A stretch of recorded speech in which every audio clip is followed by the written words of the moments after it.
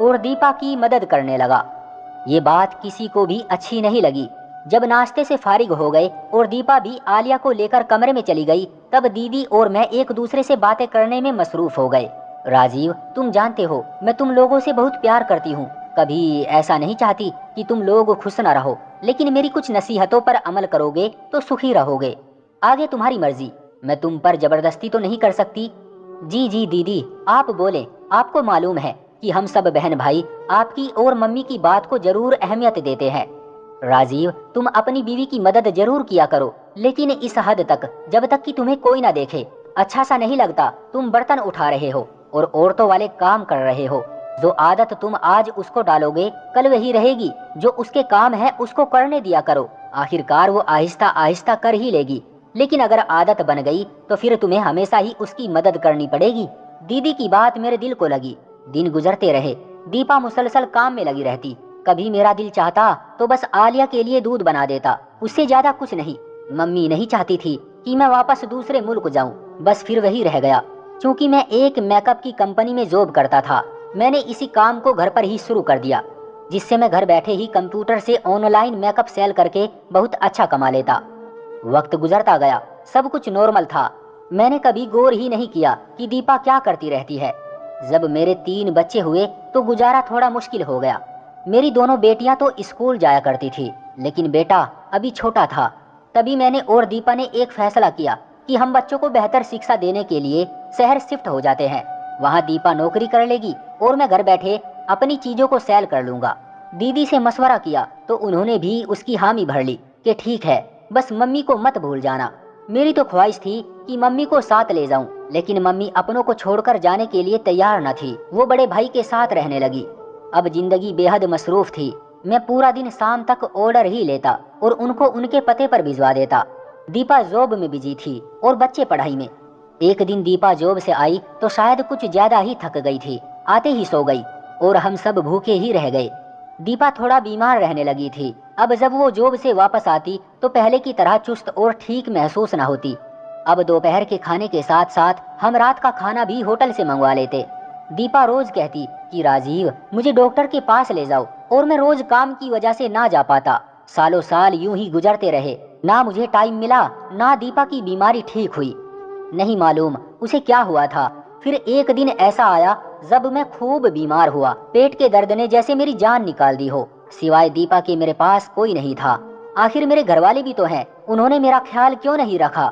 एक दफा फिर मुझे एहसास हुआ कि मैं दीपा के साथ बहुत गलत कर जाता हूँ, लेकिन ये एहसास शायद कुछ दिनों का होता था। फिर से वही जिंदगी जिसमें मेरी ख्वाहिश होती कि दीपा जॉब से वापस आकर खाना बनाए और पूरे घर को संभाले। और जब बात मेरी मदद की आती तो मैं अपनी थकान को आगे ले आता और दीदी की कही वो बात कि पत्नी की ज्यादा मदद ना करना वरना सारी जिंदगी ही करनी पड़ेगी मेरे दिमाग में मौजूद थी। दीपा और मैंने लड़ना शुरू कर दिया। कभी वो टाइम ना देने पर मुझसे लड़ती और कभी मैं खाना ना बनाने पर, और कभी तेरे घर वाले और कभी मेरे घर वाले। बस यूं ही तू मैं करके वक्त गुजरने लगा। कभी मान जाते, कभी लड़ने लगते। आज मैं बहुत उदास हूँ। दीपा हॉस्पिटल में है, उसको ड्रिप लगी है और मैं खुद को काफी तनहा महसूस कर रहा हूँ। बस मैं और मेरे बच्चे, और कोई नहीं है। मेरे घरवाले दीपा से हाल चाल पूछकर जा चुके हैं। सिवाय दीपा की मम्मी के और कोई नहीं जो इस वक्त इसके लिए बेचैन हो। मुझे आज वो दिन याद आते हैं कि क्यों हम लड़ते थे, अपना वक्त जाया करते थे। क्यों मेरी दीदी ने मुझे ये नहीं कहा कि राजीव, अपनी पत्नी की मदद किया करो। क्यों मैं दीपा को हर दफा गलत कह देता था और बस मुझे यही लगता था कि ये बस काम से भागने के चक्कर में रहती है। क्यों हर दफा मैं अपने घरवालों की बात को सही समझता था। मैंने और मेरे घरवालों ने दीपा को बदल डाला था। वो दीपा जो जिंदगी जिया करती थी, मैंने उसकी खुशियाँ अपने तानों से खत्म कर डाली थी। मैं उसका ख्याल तो बहुत अच्छे से रखता था, लेकिन सिर्फ पैसों की हद तक। दीपा, तुम वापस आ जाओ, मैं तुम्हारे बिना नहीं जी सकता। तुम मेरी जिंदगी की साथी हो, मुझे तुम्हारे साथ की आदत है। बस ठीक हो जाओ यार। मुझे आज समझ आया कि वो तो खाना भी नहीं बनाती थी, फिर क्यों थक जाया करती थी। सिर्फ खाना बनाना घर के कामों में शामिल नहीं होता, और भी बहुत कुछ होता है। आजकल मैं भी खाना बाहर से मंगवाता हूँ और फिर भी बहुत थक जाता हूँ। पूरा दिन मैं 5 मिनट का आराम नहीं कर सकता।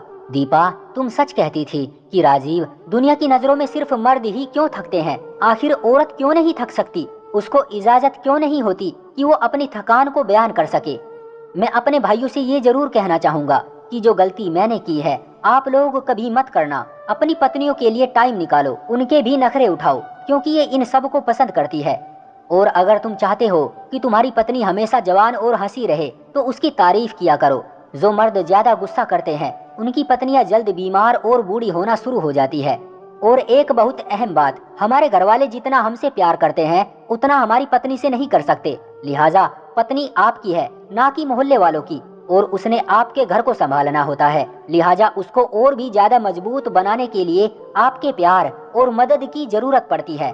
अपनी बीवियों की उनके काम में मदद किया करो, ताकि अगर वो थके भी तो आपका साथ उसका सहारा बन जाए और आपका घर हमेशा स्वर्ग बना रहे। दोस्तों, आपका इस कहानी के बारे में क्या कहना है? कमेंट में अपनी राय का इजहार जरूर करें। वीडियो को लाइक कर दीजिए और इसी तरह की कहानियां लगातार देखने और सुनने के लिए चैनल को सब्सक्राइब करके घंटी को दबाकर ऑल पर सेट कर लीजिए, ताकि आने वाली वीडियो का नोटिफिकेशन आपके पास तुरंत पहुंचे। मैं मिलता हूं आपसे अगली वीडियो में, तब तक के लिए धन्यवाद।